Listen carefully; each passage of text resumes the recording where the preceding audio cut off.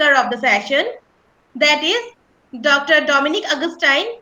He is an associate professor, Department of Oral Pathology, Faculty of Dental Science, Ramaya University Applied Science, Bengaluru. So the topic is molecular biology of head and neck cancer, literature search based research finding. So a very good afternoon, one and all. Uh, a very good afternoon to our respected chairpersons, our organizers, and my dear colleagues. So myself, Dr. Dominic, I'll be presenting this review findings in the second Global Cancer Summit today on the topic molecular biology of head and neck cancer, a literature search based research findings. So I have chosen this topic based on the theme of today's conference, that is advancements in cancer research. So how can we use this topic to develop some advances which can benefit the cancer patient, the head and neck cancer patient? So that is what I'm going to concentrate on. These are the contents for my presentation. First, I'll discuss about the risk factors, then the hallmarks of cancer, how it was earlier and then now, what is the molecular basis of oral cancer, what the search methodology and results I have got after conducting this review search, and what are the molecular changes we encounter, and what recent advances and future directions we can embark upon to make cancer treatment better and favorable to the head and neck cancer patient, and the conclusion. So we all know that tobacco and alcohol consumption is the main risk factor for head and neck cancer, and also infection with high risk types, human papilloma virus, and tumors develop with pre-neoplastic fields. That is, first we have a malignant lesion which can slowly transform into oral cancer. So it is genetically altered. So can we identify these genetically altered genes and target them? And how this pathways and genes can be exploited for personalized treatment for head and neck cancer patients. So this is the cell cycle that depicts the deregulation that the human papilloma virus causes. We see how the E6 and E7 proteins that is present in the HPV can downregulate P53, and thereby the DNA damage that is caused cannot be repaired. Also, it will phosphorylate the E2F transcription factor, and it will release the retinoblastoma protein, which gets activated and the cell goes into uncontrolled proliferation. So we've come a long way concerning the hallmarks of cancer. Many years back, we were talking only about cellular changes that can happen, that is angiogenesis, evasion of growth, suppressors, and replicative ability, sustained proliferation, tumor promotion, then activation of invasion and metastasis. We were very much at the biomarker level. Now we have progressed forward into the genetic level. Now we speak only in terms of long coding RNAs. To explain the same molecular markers, we've gone down to the RNA level now, which is a very good advance. So we've done this online search through multiple databases and depositories, where we've used keywords such as biomarkers for oral cancer, pathways of oral cancer, and genes involved in oral cancer. And we've retrieved all the relevant articles and we've analyzed them to see which are the main pathways and genes that are responsible for the causation of head and neck cancer, which can be targeted in precision medicine. So we have found that it is the nuclear factor kappa beta pathway and the PI3K AKT pathway and the VNT pathway, which is mainly involved in head and neck cancer. Also, we have seen that it's the retinoblastoma, P53 and cyclin D1 genes that are most commonly mutated. Now let's discuss something about them. So I just tabulated all these results to get a bird's eye view as to how the articles were analyzed by the year, author, the country where the study was done, how many samples they used, and you can see most of them have found retinoblastoma and P53, and which methods they use and what was their main finding and how they've concluded it. So going into this discussion part, so we have to acknowledge what are proto-oncogenes and oncogenes. So these proto-oncogenes, which otherwise control and regulate normal cell function, can undergo mutations or deletions or overexpression or any of the DNA-dependent changes, and they can end up resulting in excess production of proteins or resistant proteins or anything that can amplify the translation or the transcription, and the cell can go into uncontrolled proliferation. We also have some common growth factors that can get dysregulated, like epidermal growth factor, the transforming growth factor alpha, and so on. We also have signal transduction pathways, and the RAS family of genes is very important, and it plays an important role in many cancers, even head and neck cancer. C-MYC protein we see very commonly affected in Burkitt's lymphoma and in certain leukemias also. Then we have the cell cycle proteins, that is the cyclins and the cyclin dependent kinases, which act as regulators at each cell cycle.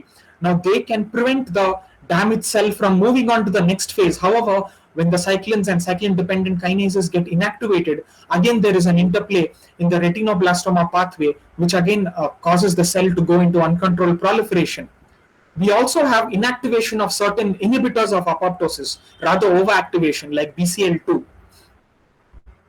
So this is one such study that we have published in 2017, where we've researched about the anti-apoptotic proteins like BCL2, and we have found that it is overexpressed in metastatic cancer. Then we have tumor suppressor genes like retinoblastoma and P53, what I've been talking about. These can also get inactivated. Cells can attain a limitless replicative potential through overexpression of HTERT, or the human telomerase transcriptase. So this will ensure that the telomerase is present and the cell becomes immortal instead of undergoing apoptosis. And tumor angiogenesis plays an important role by providing a continuous supply of blood vessels to the growing tumor, and INOS and VEGF play very important regulatory roles. Also, we cannot ignore interleukin-1, which is an inflammatory marker. This inflammation also acts as a driver of carcinogenesis and tumor progression. So this is another study that we published very recently last year, where we spoke about the tazorotin-induced gene 3 in oral cancer, which is a tumor suppressor gene which is dysregulated. Then we also analyzed very recently HTERT expression in OSMF, and we found that in whichever cases HTERT is overexpressed, that case of OSMF undergoes malignant transformation. Also, we studied vascular marker INOS, and we found that it is overexpressed not only in carcinomas but also in sarcomas. We also studied the apoptotic genes caspase-3 and the driver of inflammation in carcinogenesis, that is interleukin-1 beta, and we found that both can be independent prognostic markers for metastasis and even survival in head and neck cancer. So another important pathway, dear colleagues, is the transforming growth factor beta pathway, which otherwise, when it is normally acting, holds together the SMAD complex, which causes transcription in the DNA, and the proliferation is reduced, apoptosis is more, and survival is less of the cell. This is what we want. But however, this pathway can get dysregulated, and the SMAD complex is released, causing upregulation of proliferation and decreased apoptosis, and the cell becomes immortal. We also have the AKT pathway, which can deactivate P10, and again the brakes are released on mTOR, and there is overexpression of FOX protein and downregulation of P27, and downregulation of the cyclin D1, which again makes the cell proliferate, and it abolishes its apoptotic undergoing capacity, becoming invasive and metastatic. What are the molecular challenges we encounter these days? Now, if we are talking about precision medicine, and based on the knowledge of these genes and pathways, we want to develop specific drugs. So what challenges we could encounter? The first challenge is field cancerization. So if we are targeting a specific group of cells, it can so happen that there could be other cells which are in the potentially malignant stage, and after we treat the tumor, this potentially malignant cells can start converting itself into a tumor and may form a tumor proper. This way the treatment therapy can fail. So we have to develop means of overcoming this. Now there is another culprit called as cancer stem cells. So they have a totally different expression of proteins on their surface, like NANOG, OCT4, BMI, snail, twist, and ABC. So they function also separately, and they are very resistant to chemotherapy and radiotherapy. So this can be a huge challenge and cause local recurrence and metastasis. So another systematic review, what we did in analyzing these cancer stem cells, we found that BMI1, ALDH, and CD44 are a main panel of cancer stem cells that is causing local recurrence. So these also can be targeted specifically using precision medicine.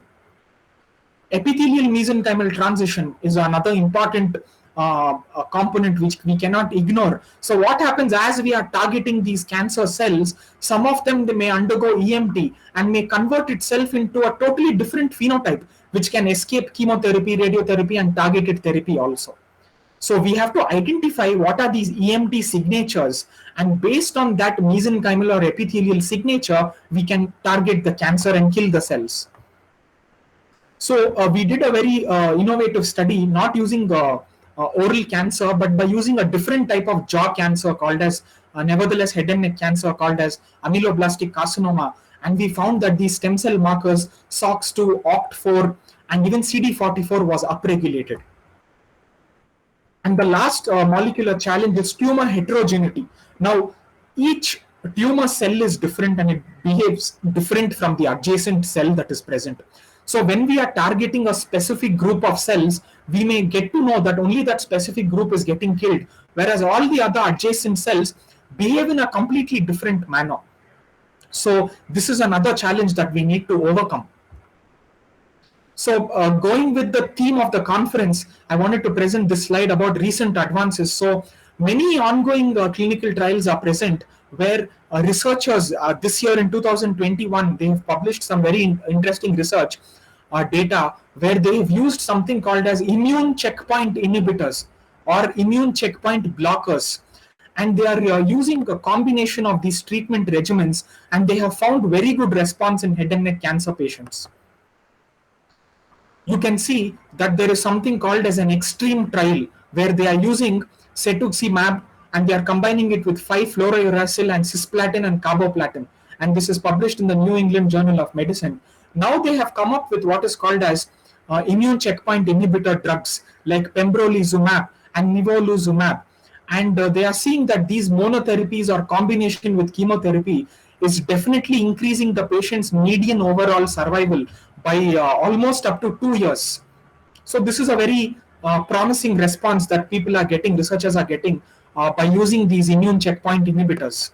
So how did they arrive at these immune checkpoint inhibitors? All this kind of precision medicine is successful and possible only because of the knowledge of the molecular pathways and molecular genes that regulate head and neck carcinogenesis. So we cannot go on a journey to cure cancer using recent advances in precision medicine if we don't have a sound knowledge on the molecular pathogenesis and the molecular carcinogenesis that is involved in head and neck cancer. There are several mechanisms by how we can monitor how the immune checkpoint inhibitors work.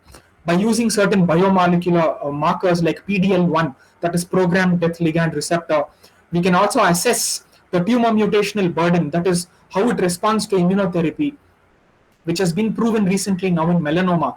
We can also assess the connective tissue of the tumor for CD3 and CD8 lymphocytes. And HPV positive head and neck cancers show a very favorable response to radio and chemotherapy. Also the oral microorganisms that are present in cancer. So this is one such study we published last year where we determined what is the flora that is present, that the microbial flora that is present, which can induce a pre-malignant lesion to convert into a cancer. So that also we have determined. Now a very recent advance is usage of computational biology in cancer research. So even this can be applied and many genes can be screened using softwares. Many pathways that regulate head and neck cancer can be screened using virtual tools and softwares, which is called as high throughput screening and molecular docking and drug repurposing, and so many things we can work on and play with to determine which is the best marker or which is the best receptor for the head and neck cancer, and which is the best drug with what binding energy it can bind with the cancer receptor. Everything can be determined. So these are some of the recent advances we have in today's world.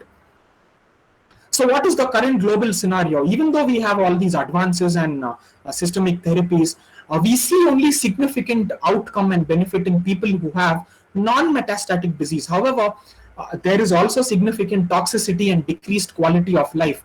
However, for those patients who have metastatic disease, still the outcome remains poor, which is unfortunate. So how can we improve that? Probably by using optimized cancer care through precision medicine and using immunotherapy, vaccines, and cellular therapy. So how can we optimize biomarkers in precision medicine? It is only through the knowledge, the basic knowledge of cancer biomarkers, genes, and their pathways. That is nothing but the topic what I've presented today.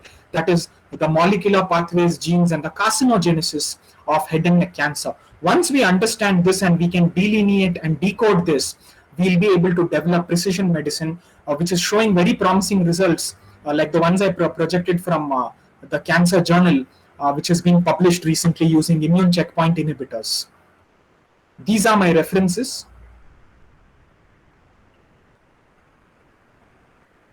And thank you for your patient hearing.